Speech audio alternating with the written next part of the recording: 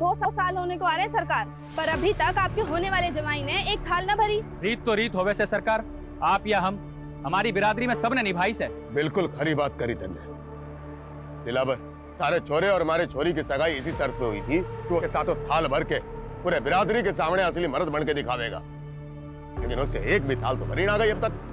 मैं क्या करूं सरकार? करना तन्ने नहीं, तारे छोरे ने 2 दिन के बीच के थाल भर के दिखावे, वरना तन्ने पता है कि क्या होएगा उसके साथ। जिंदगी में कुछ कर गुजरने वाले ना इतना ज्यादा नहीं सोचते। अगर मेरी सोच तुम्हारे लिए मायने नहीं रखती है, इससे अच्छा है कि हम अपने रास्ते बदल लेते हैं। क्या? मैंने तेरा 2 साल इंतजार किया और तू मुझसे कह रहा हम अपने रास्ते बदल ले? जो काम पिछले 2 साल में नहीं कर पाया वो 2 दिन में कर लूंगा। करना पड़ेगा, क्योंकि मैं तेरे बिना नहीं जी सकती। और अगर कोई दूसरा रास्ता होता। दूसरा रास्ता है, लेकिन तुम उस रास्ते पर चलना ही नहीं चाह रहा था। मैं अपने पापा की मर्जी के आगे मजबूर हूँ। और मैं अपने उसूलों के आगे मजबूर हूँ। इससे अच्छा है कि तुम मुझे भूल जाओ।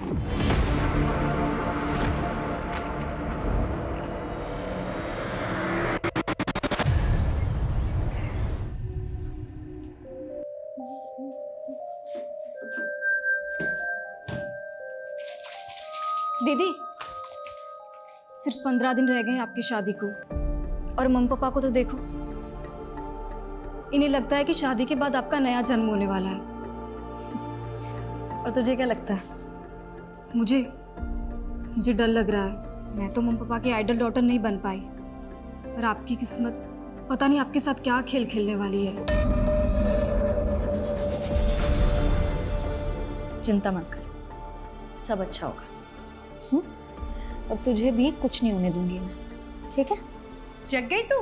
हाँ मम्मी, साइकिलिंग के लिए जा रही हूँ। अच्छा सुन ना, हाँ घर जरा जल्दी आ जाना, 11 बजे तक हमें जयपुर निकलना है। और तुझे पता है तेरी शादी का लहंगा रेडी हो चुका है, और बाकी की जो शादी की शॉपिंग बची है ना, आज जयपुर में कर लेंगे। ठीक है, पर आप एक काम करो, आप मेघा को ले जाओ। हम दोनों की चॉइस सेम है, मुझे नहीं जाना मम्मी प्लीज। हाँ मेघा? हाँ दीदी। हाँ तो ठीक है ना भाई, तुम और मेघा जयपुर चले जाओ। आज मैं और वर्षा शांति से चेस का मैच खेलेंगे, ठीक है ना? चलो मैं चलती हूँ। ये क्या कर रहा है तू?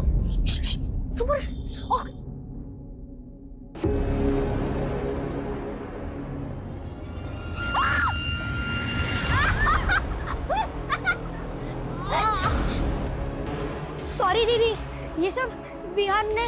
वर्षा, अरे ऐसे कैसे गिर गई? दीदी दीदी ऐसे कैसे गिर गई? ये तुम दोनों की शरारत है ना? हाँ रुको, तुम्हारी मम्मी को बताती हूँ अभी मैं।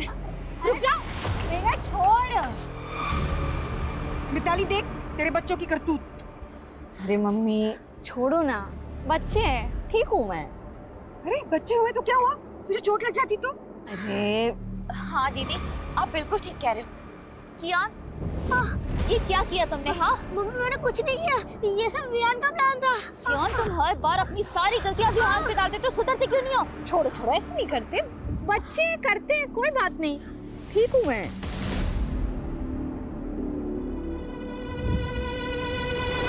अरे चैंपियन, क्या हुआ?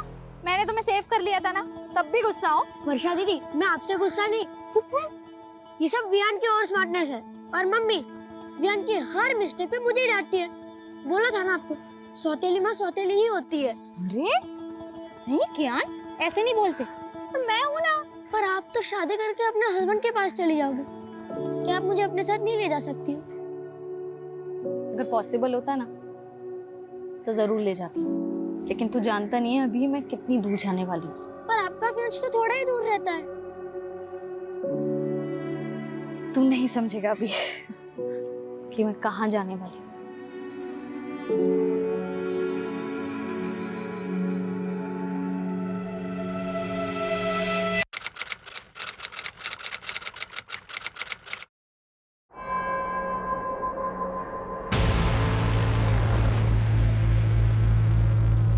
फिर सुबह जब काम पे आई तो इसी ने सबसे पहले सब कुछ देखा। ये जगदीश की फैमिली में और कौन कौन है?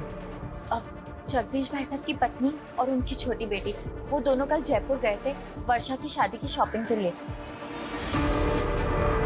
कोई अंदाजा नहीं है।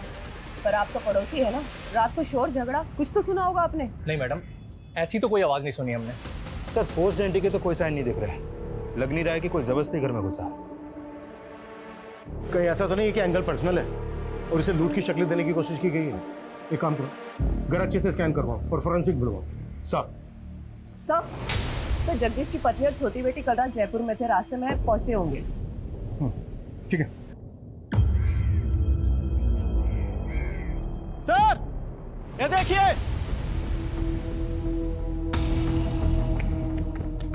सर बच्चों के खेलने वाला वॉकी टॉकी मिला है, खून के निशान है इस पर।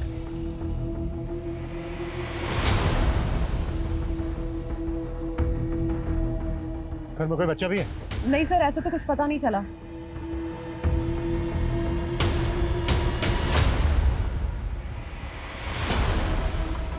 ये लोग कौन है? सर ये पड़ोसी है, इन्होंने हमें कॉल किया था। अरे रुकिए, अरे रुकिए, रुकिए, रुकिए, रोको उनको, रोको इन्हें, रुकिए, रोको उनको।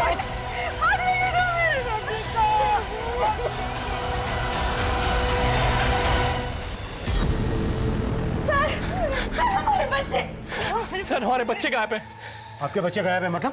सर हमारा बड़ा बेटा कियान और छोटा बेटा विवान दोनों घर पे नहीं है। एक मिनट, अभी तो आप दोनों यहीं पे थे, तब तो आपने कुछ बताया नहीं था, और अभी अचानक से आपके बच्चे भी गायब हो गए। सर वो वॉकी टॉकी हमारे बच्चों का है सर, उसको जैसे ही देखा कुछ समझ नहीं आया तो उन्हें देखने घर चले गए सर, लेकिन वो घर पे नहीं है सर। एक मिनट, वॉकी टॉकी आपके बच्चों का तो यहाँ कैसे है? सर यही समझ नहीं आ रहा है सर, सुबह सुबह ही हम दोनों यहाँ आ गए थे, हमें लगा बच्चे अपने कमरे में सो रहे होंगे, लेकिन वो घर पे नहीं है सर।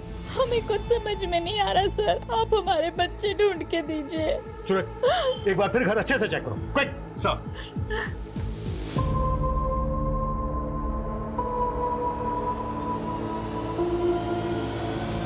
सर पूरा घर चेक कर लिया, बच्चे कहीं नहीं मिले। और सर मुझे तो इन पड़ोसियों की बातें अजीब लग रही है। थोड़ी देर पहले मुझे जगदीश की फैमिली के बारे में सब कुछ बता रहे थे, और अब अचानक बोल रहे कि इनके खुद के बच्चे गायब हैं। सर कहीं ये लोग ड्रामा तो नहीं कर रहे? मतलब क्राइम सीन पर बच्चों के वॉकी टॉकी देखते इनको अचानक से अपने बच्चों की याद आ।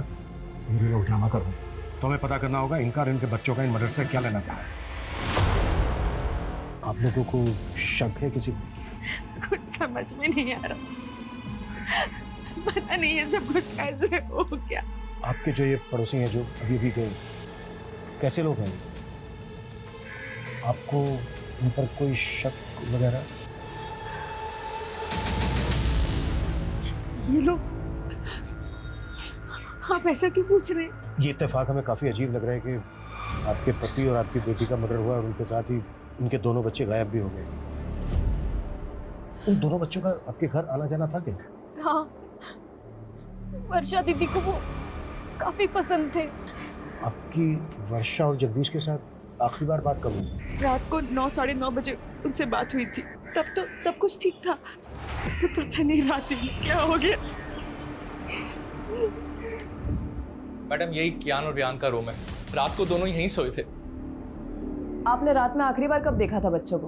रात को 10:30 बजे वो बिस्तर पे चले आते, मैं खुद उन्हें यहाँ सुला कर गई थी। उसके बाद सुबह 7 बजे जगदीश भाई की मेड ने आकर हमें जगा दिया, और उसके बाद हमें बच्चों को देखने का मौका ही नहीं मिला। लेकिन आपके बच्चे ऐसे कैसे गायब हो सकते हैं?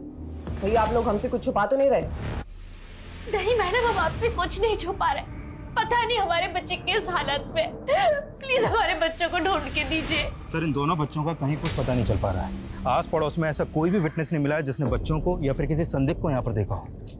एक तरफ एक ही फैमिली के दो लोगों का मर्डर और लूट, और दूसरी तरफ इसी मोहल्ले के दो बच्चों का गायब हुआ।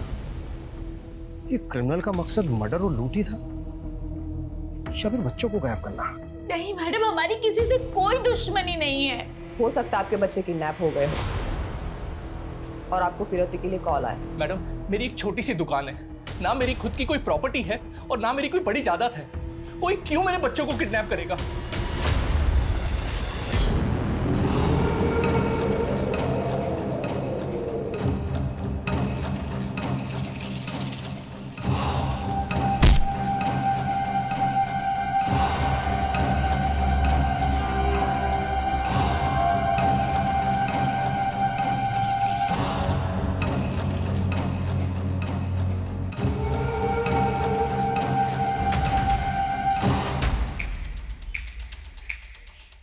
सुन, तूने मेरे पापा और बहन को मारकर बिल्कुल भी अच्छा नहीं किया है।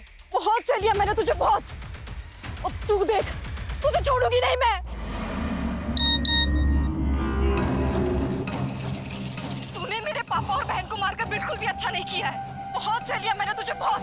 तुझे छोड़ूंगी नहीं मैं।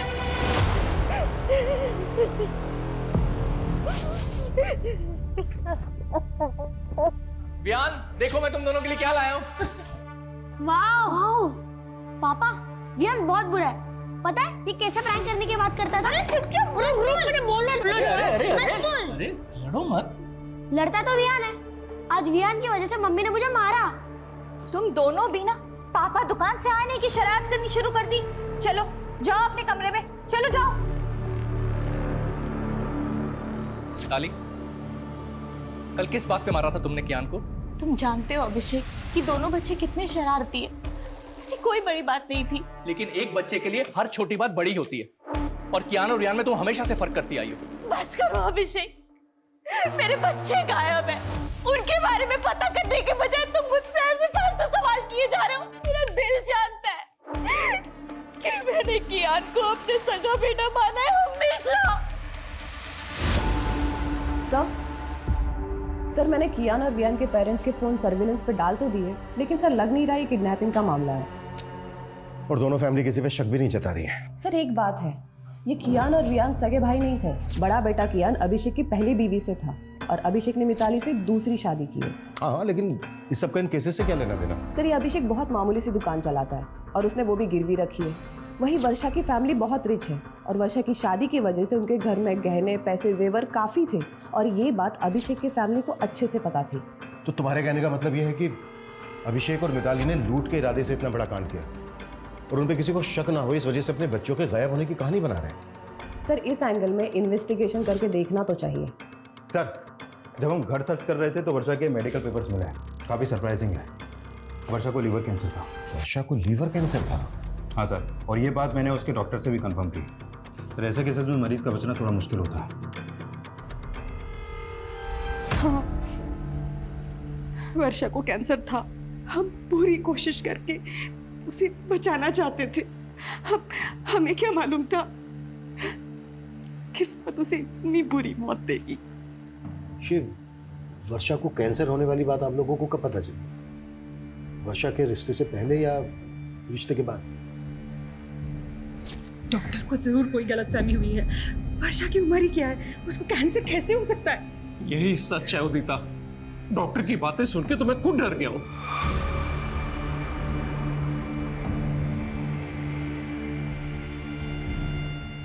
मुझे कैंसर है। अरे नहीं बेटा, वो डॉक्टर को जरूर कोई गलतफहमी हो गई होगी। तो ठीक हो जाएगी बेटा, तुझे कुछ नहीं होगा, तो ठीक हो जाएगी। हाँ वर्षा बेटा, तू बिल्कुल ठीक हो जाएगी। अभी तो हमने तेरी शादी करनी है, तेरे बच्चों के साथ खेलना है हमने। वर्षा तो ये शादी करना ही नहीं चाहती थी, पर हमारे गुरुजी ने कहा था कि अगर उसकी शादी हो जाती है तो उसका भाग्य उसके पति के साथ जुड़ जाएगा और उसको एक नया जीवन मिलेगा। लेकिन आपने वर्षा के होने वाले पति और उसकी फैमिली से वर्षा को कैंसर की बात छिपाई। पर हमने नहीं सोचा था कि हमारी बेटी इस तरह हमें छोड़ के चली जाए। सूरज, यस सर, वर्षा के होने वाले पति और उसकी फैमिली की बैकग्राउंड पता करवाओ। सर, सवाल ऑब्वियस है, कहीं वर्षा के होने वाले पति और उसकी फैमिली को पता तो नहीं चल गया था कि वर्षा को कैंसर है? ये बात वर्षा की फैमिली ने उनसे छुपाई। अगर ऐसा था तो रिश्ता तोड़ सकते थे। क्या इसके लिए वो दो मर्डर करेंगे? अब ये केस सिर्फ डबल मर्डर केस और लूटपाट का नहीं रह गया है, इसमें दो बच्चों के मिसिंग होने का मामला भी जुड़ गया है और हमारा चैलेंज भी दुगना हो चुका है।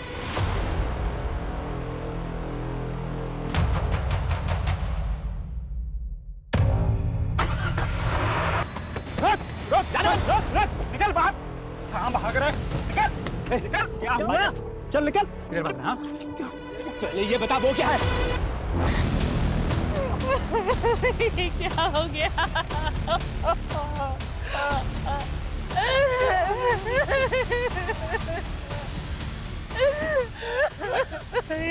ये देखिए, बच्चे गायब है, बच्चे गायब है। और यहाँ अपने बच्चे की डेड बॉडी अपनी वैन के नीचे छुपा के रखी है। ये आप क्या बोल रहे हैं सर? मेरी कुछ समझ में नहीं आ रहा सर। लेकिन हमारी सबको समझ में आ रहा है। मैं तो रोज ही गाड़ी यहाँ पार्क करता हूँ। जिसने भी मेरे बच्चे को मारा होगा जानबूझकर मेरी ही गाड़ी के नीचे बॉडी छिपा दी होगी। अब तेरी पोल खुल गई तो तू कहानी बना रहा है। बस की चीज बेटा था, मेरे एक बच्चे की लाश पड़ी है, मेरे दूसरे बच्चे का आता पता नहीं है, और अब हमें सुनाए जा रहे हैं हम हमारे बच्चे को क्यों मारेंगे, क्यों मारेंगे?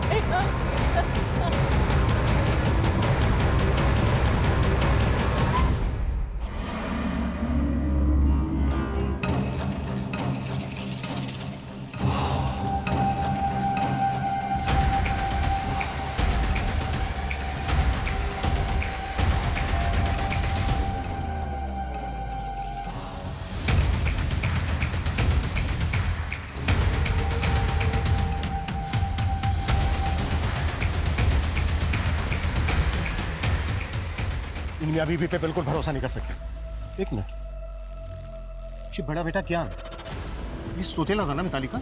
हाँ सर, सौतेले बेटे की लाश मिली है और सगे बेटे का कुछ पता ही नहीं चल रहा। तो पता करो। सुबह 2 लाशें मिली हैं और अब ये तीसरी लाश बच्चे की। पूरा घर स्कैन करो और ये भी चेक करो कि ये किस किस के कांटेक्ट में है। अगर इस समय ये लोग शामिल हैं तो उन्होंने चोरी का माल कहीं छुपा के रखा होगा। Yes sir. सर जी तो फिर वर्षा का मोबाइल फोन तुम्हारे पास कैसे आया? सर, आप गलत समझ रहे हैं। मैं जब जयपुर गई थी तब मैंने खुद ने ही वर्षा दीदी से उनका फोन मांगा था। क्यों? सर, मुझे वर्षा दीदी के फोन का कैमरा पसंद था और फोन पूरी रात मेरे पास ही था। हमने वर्षा के कॉल रिकॉर्ड्स चेक किए तो हमें पता चला कि वो किसी मनीष नाम के लड़के से काफी बात करती थी। ये कौन है मनीष? वो सर दीदी का फ्रेंड था। तो वर्षा की शादी तो सुमित से होने वाली थी, तो ये मनीष वर्षा का नॉर्मल फ्रेंड था या? देखो कुछ भी छिपाना मत हमसे। दीदी, दीदी, ये क्या सुन रही हूँ मैं? आपको लड़की वाले देखने आ रहे हैं? मम्मी पापा को मना नहीं कर पाई। मना नहीं कर पाई मतलब? आप तो मनीष को प्यार करती है ना? हाँ, तुमने मम्मी पापा को बताया कि तुम मनीष के साथ शादी करना चाहती हो? बताया ना? बोलो ना। देखा, मैं ना मनीष से शादी करना चाहती हूँ ना किसी और से, पर मैं क्या करूँ? मम्मी पापा का दिल नहीं दुखाना चाहती जाने से पहले। जाने से पहले मतलब? मुझे तो यकीन ही नहीं हुआ कि दीदी को कैंसर है। सर, दीदी मनीष को झूठी होप्स नहीं देना चाहती थी, इसलिए दीदी ने मनीष के साथ ब्रेकअप कर लिया। मनीष को पता था कि वर्षा को कैंसर था? नहीं, और दीदी ने मुझसे प्रॉमिस लिया था कि मैं मनीष को कुछ भी ना बताऊं। तो फिर वर्षा मनीष के साथ इतनी बातें क्यों करती थी?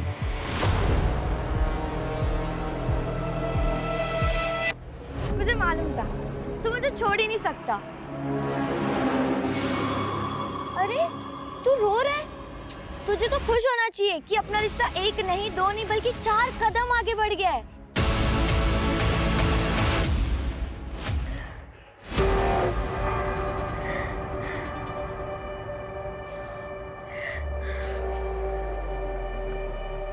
अभिषेक जी, आपका फोन दिखाइए।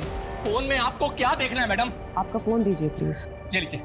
मेरी तो समझ में नहीं आ रहा मैडम कि मेरे छोटे बच्चे को ढूंढने की बजाय आप लोग मेरे घर में और मेरे फोन में क्या ढूंढ रहे हैं? ये लीजिए, और हमें बिना बताए कहीं जाएगा मत।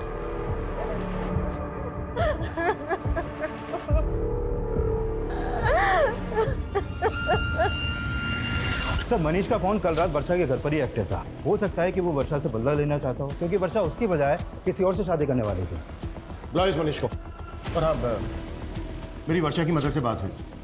उनका कहना है कि पहले उनके साथ जयपुर वर्षा जाने वाली थी, लेकिन बाद में मेघा उनके साथ गई। मतलब अगर वर्षा जयपुर जाती तो उसके फादर के साथ वर्षा का नहीं, मेघा का मर्डर होता? पॉसिबल है। और सबसे अटपटा यह है कि मेघा जयपुर वर्षा का फोन लेकर क्यों गई? सूरज, कहीं कुछ ऐसा तो नहीं है कि इसके पीछे कोई ऐसी कहानी है जिसे अभी तक हम समझ नहीं पा रहे हैं?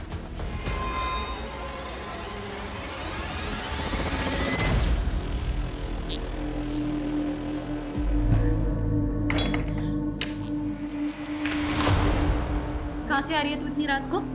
झूठ मत बोलना, मैं रोज देख रही हूँ तू रात को ऐसे चोरी छुपे घर से बाहर निकलती है। चल क्या रहा है मेघा? वो दीदी,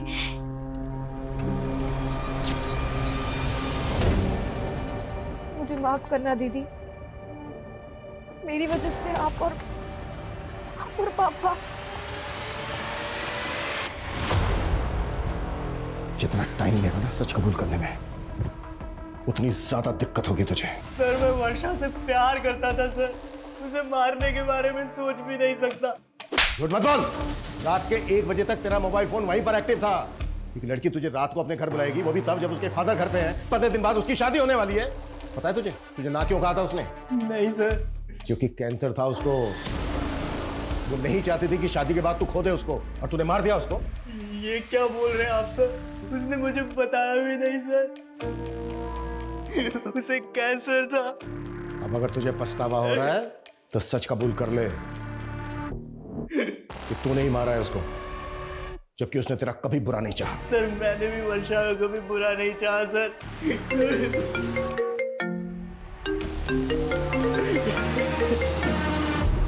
हाँ सूरज सर, टॉक रोड के पास दूसरे बच्चे की लाश मिली है, तो हो सकता है कि इसका मर्डर कहीं और किया गया हो और फिर बॉडी को यहाँ पे लाके डंप कर दिया गया। एक बच्चे की लाश मिली है अभिषेक की वैन के नीचे। अगर अभिषेक को ये सब कुछ करना होता तो वो दोनों बच्चों की लाश।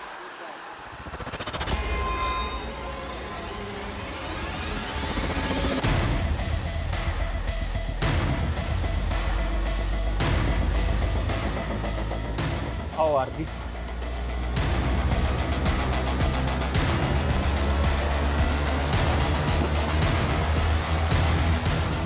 कल मैं पहले वर्षा से उसके घर पे नहीं मिला था। वर्षा के फादर के सो जाने के बाद वो घर से निकली थी और फिर कल रात हम 11 बजे हाईवे के पास मिले थे। हाईवे के पास? जी सर। क्यों? तुमने मुझे ना कहने की वजह नहीं बताई, लेकिन आज इतनी रात को यहाँ मिलने की क्या वजह है? कहीं ऐसा तो नहीं तुम मेरे साथ भागना चाहती हो? तो अभी भी सपनों में ही है मनीष। सपने दिखाए भी तो तुमने थे और तोड़ भी तुमने दिया। हेलो, हाँ मैं हाईवे के पास आ गई हूँ, पैसे लेकर आ जाओ। इतनी रात को किसके पैसे देने हैं? आखिर चल क्या रहा वर्षा? एक लड़का मेघा को ब्लैकमेल कर रहा है। क्या? पिछले 3 महीने से मेघा उसके चंगुल में फंसी हुई है। मुझे तुम्हारी हेल्प चाहिए मनीष। हेल्प तो हमें पुलिस की लेनी चाहिए ना, और तुम इतनी रात को अपनी लाइफ रिस्क में डाल के यहाँ पे आ गई। मैं पुलिस के पास नहीं जा सकती। क्यों? उस लड़के के पास मेघा के कुछ कॉम्प्रोमाइजिंग वीडियोस हैं।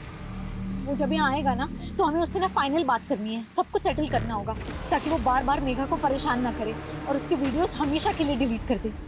Please Manish, please. फिर थोड़ी देर बाद वहाँ एक गाड़ी आकर रुकी। शायद से वो लड़का उसी में था, लेकिन वर्षा को मेरे साथ देखकर वो वहाँ से चला गया। ये लड़का कौन है जो मेघा को ब्लैकमेल कर रहा है? मेघा का कोई दोस्त है सर। मेघा ने उसके बारे में मुझे नहीं बताया। तो मेघा को ये पता है कि तू कल रात को मिला था वर्षा से? हाँ सर, लेकिन हाईवे के पास से मैंने वर्षा को उसके घर पे ड्रॉप कर दिया था। उसके बाद वर्षा और उसके फादर को किसने मारा मुझे कुछ नहीं पता सर। मर्डर सिर्फ वर्षा और उसके फादर का ही नहीं हुआ है, बल्कि वर्षा के पड़ोस के 2 बच्चों का भी मर्डर हुआ है। तो बच्चे? एक मिनट सर, जब मैंने वर्षा को ड्रॉप किया था तब मैंने कुछ देखा था।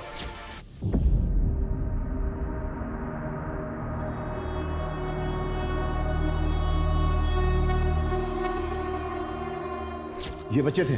हाँ सर, यही दोनों बच्चे थे। क्या कर रहे थे वहां पर? नहीं मालूम सर।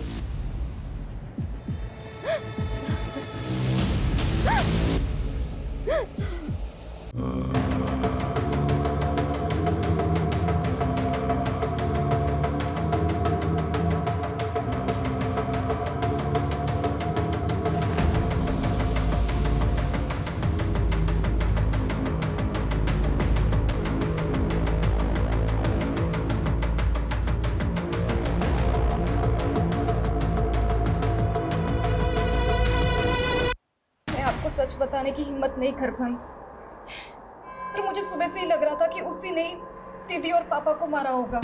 कौन है वो लड़का? देवांश। कौन देवांश? सर मैं उसे एक पार्टी में मिली थी, वहाँ मेरी उससे दोस्ती हुई थी और एक दिन उसने मेरी ड्रिंक में कुछ नशे की दवा मिला दी और सर मेरा रेप कर दिया और सर उसने मेरा वीडियो बना लिया। मैंने तुझ पे भरोसा किया और तूने मेरा रेप किया। और ये वीडियो डिलीट कर ये वीडियो डिलीट कर। हो जाएगा, डिलीट तो हो जाएगा, पर पैसे लगेंगे वरना वायरल हो सके।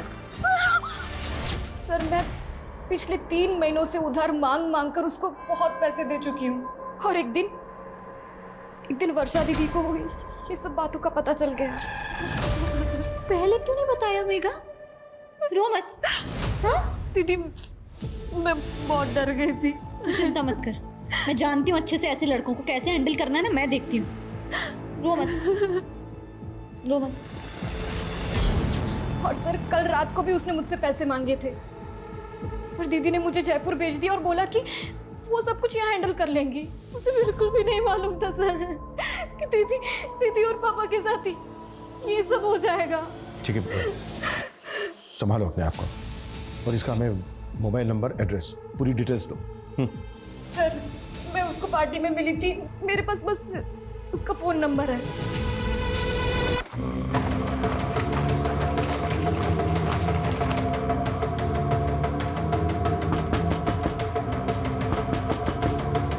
नगर के एड्रेस पर रजिस्टर्ड है, लेकिन उसका घर भी बंद है और उसका फोन भी।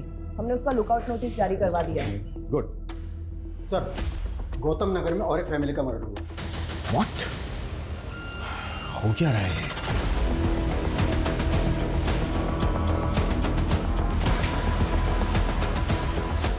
आइए। यहाँ पड़ोसी ने बताया कि इनके ज्यादातर रिश्तेदार आउट ऑफ कंट्री हैं और ये गुलशन भी किसी गल्फ कंट्री में काम करता था। अभी कुछ दिन पहले ये यहाँ आया था। मॉडस ऑफ ऑपरेंडी बिल्कुल एक जैसी है। जिस तरह से वर्षा और उसके फादर को मारा गया, उनके घर में लूट की गई। तार 2 रातों में 2 क्राइम्स, वो भी एक ही तरह से। लिया? Yes sir. पता करो वर्षा और उसकी फैमिली का इस फैमिली के साथ कोई कनेक्शन है क्या? क्विक। Yes sir.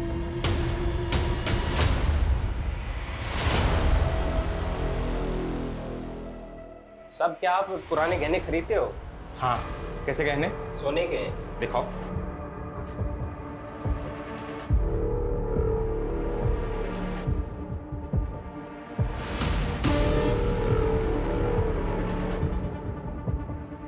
बिल है तुम्हारे पास?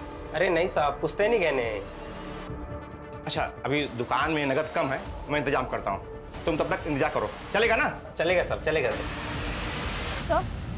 सर, मैंने वर्षा की मदर और सिस्टर से बात की, लेकिन वो दोनों भी इस फैमिली के बारे में कुछ भी नहीं जानती। लेकिन मुझे स्ट्रांगली फील हो रहा है कि दोनों क्राइम्स में एक ही तरह के क्रिमिनल्स इन्वॉल्व हैं।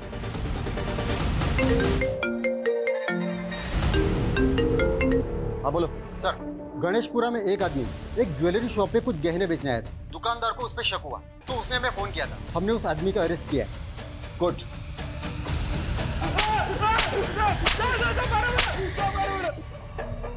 साहब मैंने चोरी नहीं करी साहब, आप बेवजह परेशान कर रहा हो साहब। झूठ बोलता है साहब मैंने चोरी नहीं करी साहब। अगर तूने चोरी नहीं की तो इतने महंगे गहने कहाँ से आए तेरे पास? साहब मैं तो कबाड़ा बेचता हूँ साहब, कबाड़ी खोज में इधर उधर गया था, मेरे को तो पड़े हुए मिले थे रास्ते में साहब। पड़े हुए मिले तुझे? पड़े हुए मिले? इतना बड़ा कांड करके बैठा है तू, और ये बोल। साहब मैं तो गरीब आदमी हूँ साहब, मेरे को तो बस रास्ते में पड़े ही मिले थे साहब। ये नौटंकी ऐसे नहीं खुलेगा।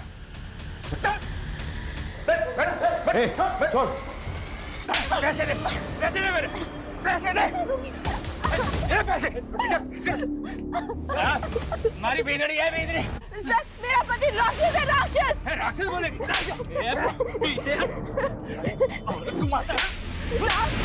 साहब ये मुझे रोज मारता पीटता है साहब, इसे जेल में डाल दो। जेल में?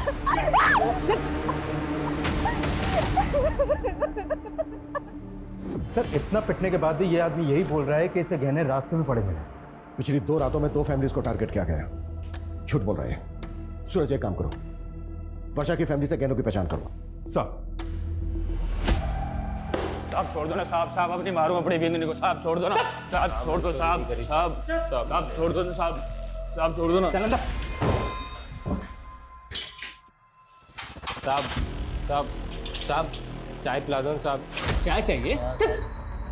साहब इसको चाय पिला दो साहब, और मुझे दारू पिला दो साहब। अरे तू चुप कर। साहब चाय ना दे सको तो कम से कम चद्दर दे दो साहब। साहब साहब चाय पिला दो साहब, ठंड लग रही है साहब, चद्दर दे दो। ये गहने देख के बताइए कि ये उन्हीं गहनों में से हैं जो आपके घर से गायब हुए?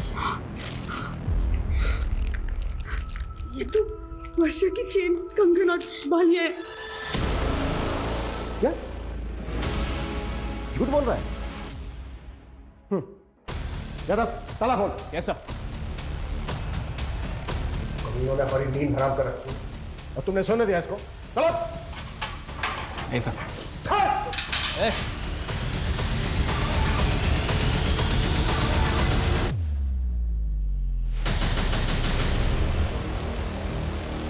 सर ये तो मर गया।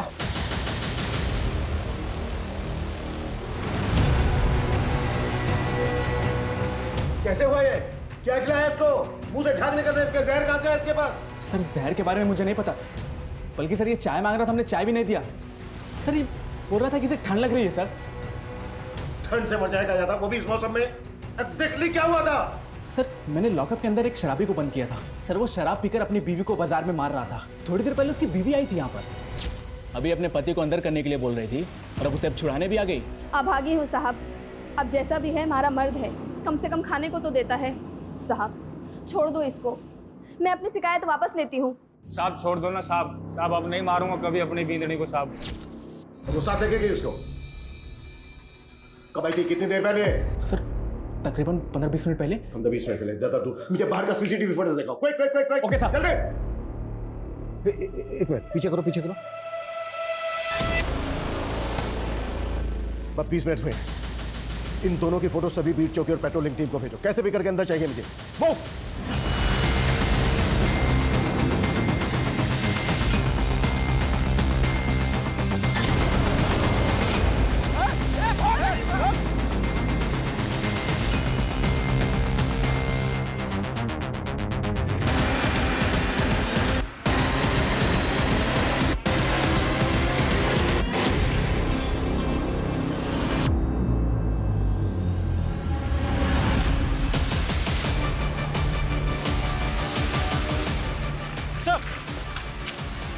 सब इस तरफ।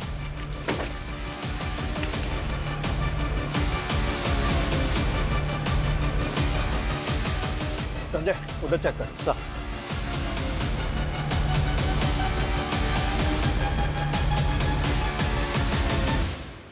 देख अब हम इनसे बच नहीं पाएंगे। तू कबीले पहुंच, मैं इनका ध्यान भटकाता हूँ। आप अपना ध्यान रखना। मैं ख्याल रखूंगा, तू पहुंच।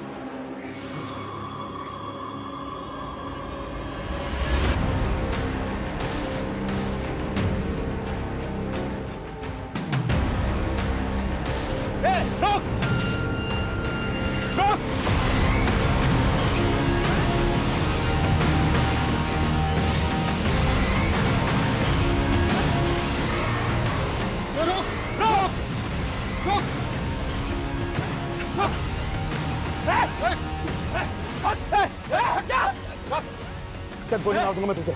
देख मार दूंगा मैं। चाकू नीचे रख, चाकू नीचे रख। देख गोली मार दूंगा मैं तुझे।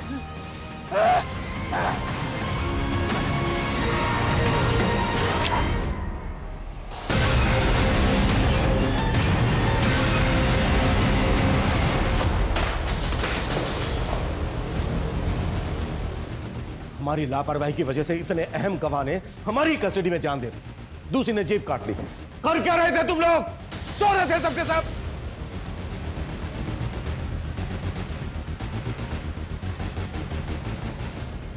ये कोई आम लोग नहीं है, बहुत खतरनाक गिरोह है। इतना खतरनाक इन्हें अपने गिरोह के लिए अपनी जान की भी परवाह नहीं है।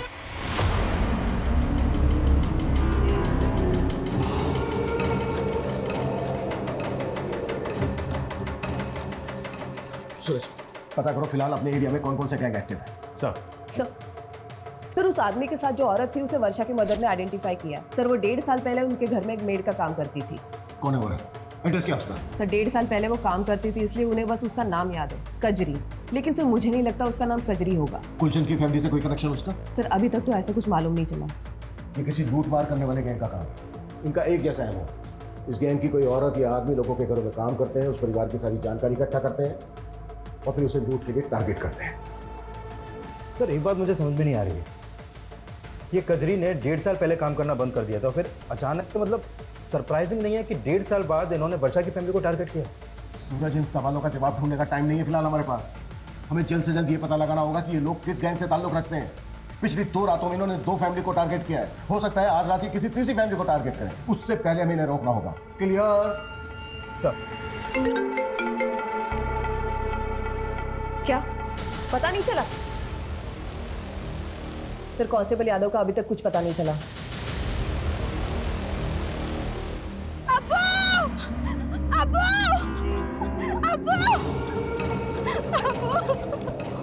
क्या हुआ कजरी? वो हमारे आदमी ने तो जमशेद को थाने में जहर देके मार दिया, लेकिन वो खुद पकड़ा गया अब्बू। क्या?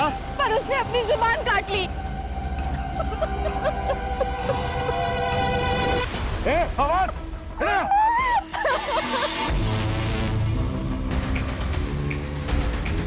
सुना तुमने? एक हमारा दामाद हुआ, गिरोह की पोल ना खुले इस वास्ते अपनी जबान की घटनाएं घटी हैं। उन सब की रिपोर्ट मुझे मेरे टेबल पर चाहिए, चल से चल। सर यादव का कुछ पता चला? नहीं सर, एक टीम गई उस डायरेक्शन में, लेकिन अभी तक कोई अपडेट नहीं आया। उसकी फोन लोकेशन ट्रेस करवाओ, क्विक। Okay sir. सर के गांव पर लकड़ियों के टुकड़ों के ट्रेसेस मिले और उसके ऊपर मस्टर्ड ऑयल थे। Mustard oil? हाँ सर। सर ऐसे बारे में सुना है, जो बॉडी पर मस्टर्ड ऑयल लगाकर लूट और मर्डर्स की घटनाओं को अंजाम पहुंचाता है। इस गैंग के लोग बॉडी पर मस्टर्ड ऑयल इसलिए लगाते थे ताकि इन्हें कोई पकड़ने की कोशिश करे तो ग्रिप ना बने।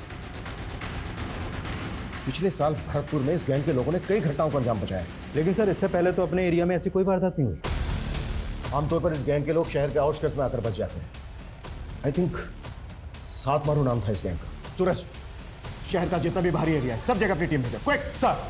संजय। सर यादव जी का फोन नेटवर्क में नहीं है। शिवगढ़ के जंगलों के पास उनका फोन लास्ट एक्टिव था। शिवगढ़?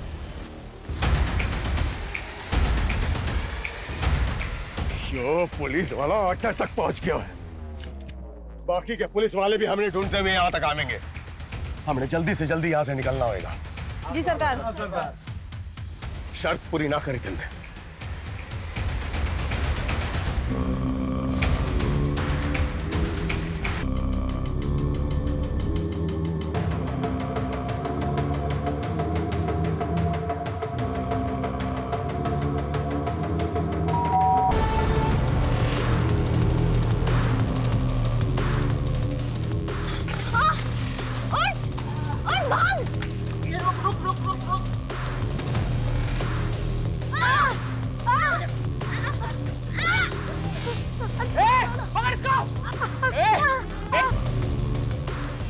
छह मार दिए तुमने, 7वां थारे सामने खड़ा है।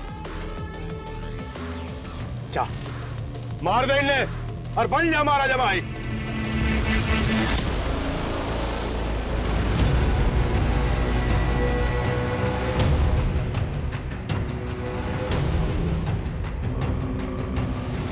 मार फवाद, इसको मार।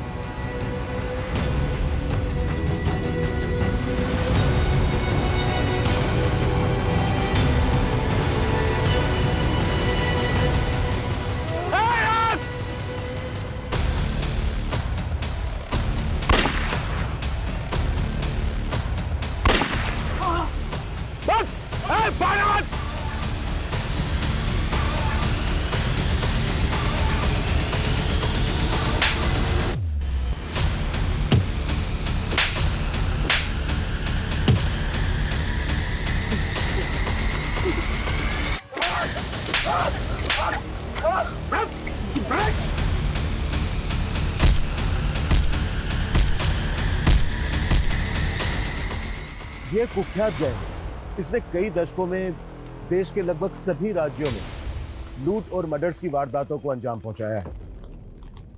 ये इस गैंग के समुदाय का एक छोटा सा टुकड़ा है जिसको हमने गिरफ्तार किया है। इस गैंग से जुड़े लोग आज भी हमारे शहरों में खुलेआम घूम रहे हैं। इनके लोग फेक पहचान और नाम के साथ डोमेस्टिक हेल्पर बनकर लोगों के घरों में काम करते हैं, उन परिवारों की जानकारियां इकट्ठा करते हैं और मौका मिलते ही वारदातों को अंजाम पहुंचा देते हैं।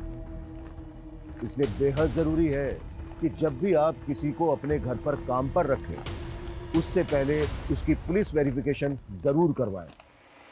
और यदि आप अपने घर के आसपास किसी अनजान या संदिग्ध व्यक्ति को देखते हैं तो उसे नजरअंदाज ना करें। आपकी ये सतर्कता सिर्फ आपको ही नहीं दूसरों को भी बचा सकती है। जय हिंद।